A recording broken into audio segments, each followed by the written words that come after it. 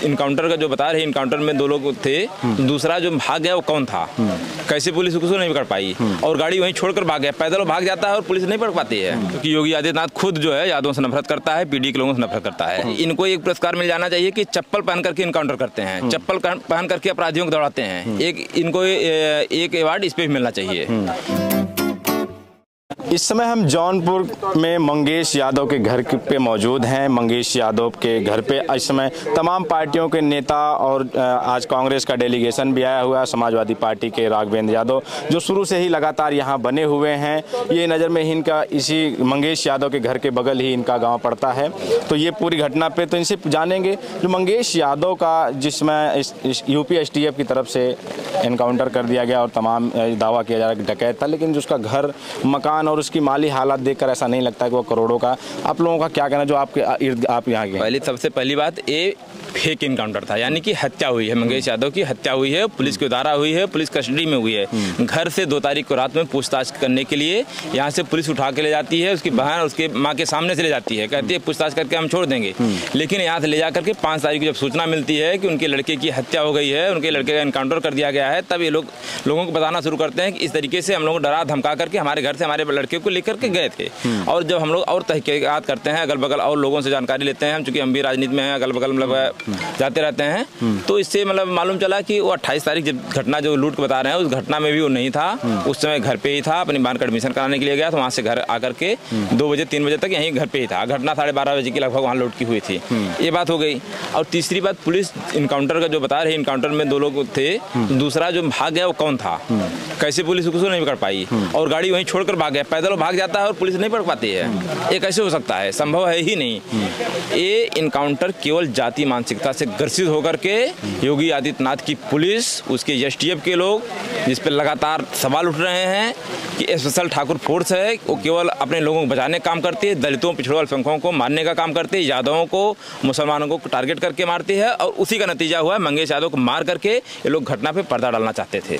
आप यहाँ लगातार पहले दिन से ही बने हुए हैं, आपके नेता समाजवादी पार्टी के राष्ट्रीय अध्यक्ष अखिलेश यादव ने भी लगातार इस मुद्दे को उठा रहे हैं। तो इस समय समाजवादी पार्टी का क्या स्टैंड है और आगे क्या मांग है आप लोग? हमारे नेता अखिलेश यादव जी पहले दिन से मतलब मिनट से जब से घटना हुई तब से लगातार ट्विटर भी पोस्ट किए हैं, लगातार उस घटना को मीडिया में भी मतलब बता रहे हैं, और लगातार पार्टी के सारे लोगों को यहाँ भेजने का भी काम किए हैं। हम लोगों को भी लगातार बात हो, परिवार के लोगों से बात किए हैं, और इस घटना के तह तक गए हैं। और इस घटना की लड़ाई अंतिम समय तक, जब तक मंगेश यादव को न्याय नहीं मिल जाता है, जब तक वो जो लोग मारे हैं उनको सजा नहीं हो जाती है, तब तक समाजवादी पार्टी और हमारे नेता आदरणीय राष्ट्रीय अध्यक्ष श्री अखिलेश यादव इसकी लड़ाई लड़ते रहेंगे और सजा दिलवा करके रहेंगे। हम लोग जो भी मतलब जरूरी कागजात होते हैं, जो भी जरूरी डॉक्यूमेंट्स होते हैं और चीज़ों को हम लोग सबको एकत्रित करके उनको सौंप भी दिए हैं। कुछ और भी चीज़ें हैं जिसको निकाल लिया जाएगा, उसको भी सौंपा जाएगा। मानवाधिकार से लेकर के सुप्रीम कोर्ट तक हम लोग लड़ाई लड़ेंगे, और हम मांग भी हमारी है कि इसकी CBI से जाँच कराई जाए या हाईकोर्ट की सिटिंग जज से निगरानी में जाँच हो। अच्छा, आप लोगों का कहना है और परिवार वालों का कि जो गाँव का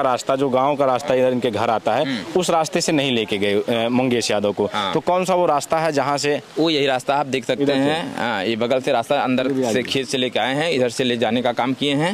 तो और आइए हम अपने कैमरा जर्नलिस्ट से कहेंगे, ये जो इस रास्ते से यहाँ से गांव के पीछे से, इनके घर के पीछे से ये बाजरे का खेत है, और इसी बाजरे के खेत से उसको लेके गए हैं मंगेश यादव को।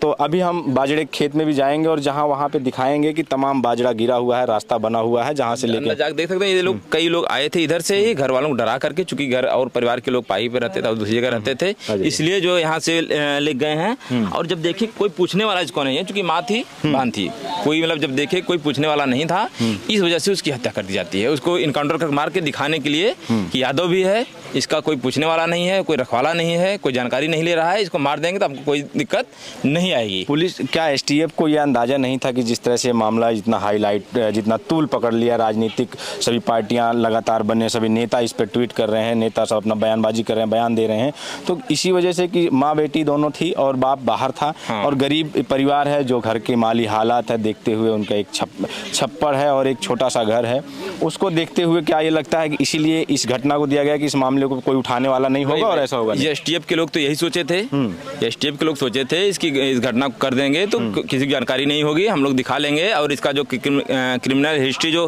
फर्जी है, पूरी तरह से फर्जी है, उसको निकाल करके लोगों को गुमराह कर देंगे और हम लोग योगी आदित्यनाथ की निगाह में अच्छे बन जाएंगे। क्योंकि योगी आदित्यनाथ खुद जो है यादवों से नफरत करता है, पीढ़ी के लोगों से नफरत करता है।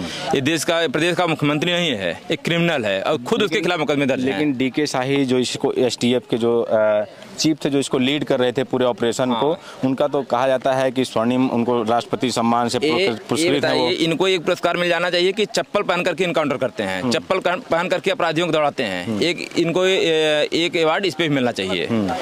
ये आदमी जो चप्पल पहना हुआ है और चप्पल पहन कर कोई उसके चप्पल में मिट्टी तक नहीं लगी है, इनकाउंटर कर देता है लगातार। मैं इसीलिए मैं उनका जिक्र किया हूँ कि लगातार आप लोग या आपकी पार्टी के लोग, आपके राष्ट्रीय अध्यक्ष लगातार इस इनकाउंटर और खासकर जो डीके शाही हैं उन पर भी सवाल खड़ा कर रहे हैं, उनकी कार्रवाई पे सवाल खड़ा कर रहे हैं, उनके द्वारा इनकाउंटर जितने अभी तक हुए उस पर सवाल खड़ा। पहले दिन से ही जैसे घटना हुई तुरंत मैंने जब देखा है, फोटो देखा है, फोटो देखने का अपने आप कोई हंसते हुए फोटो कैसे, किसी की मौत पर हंस कोई सकता है कैसे? वो हंसते हुए और चप्पल पहनकर फोटो खिंचाता है। हंसने पे भी सवाल है, चप्पल पर भी सवाल है और उसकी पूरी टीम पर भी सवाल है। उसकी टीम पे जो भी लोग हैं, एक राघविंदर सिंह है, वो अभी सस्पेंड हुआ था। प्रतापगढ़ में घटना हुई थी, एक लड़के को उठा करके लोग इतना पीटे, वो लड़का मर गया, उसमें सस्पेंड हुआ था। कैसे बहाल हो गया, कब बहाल हो गया है और फिर उसी टीम में आ गया है?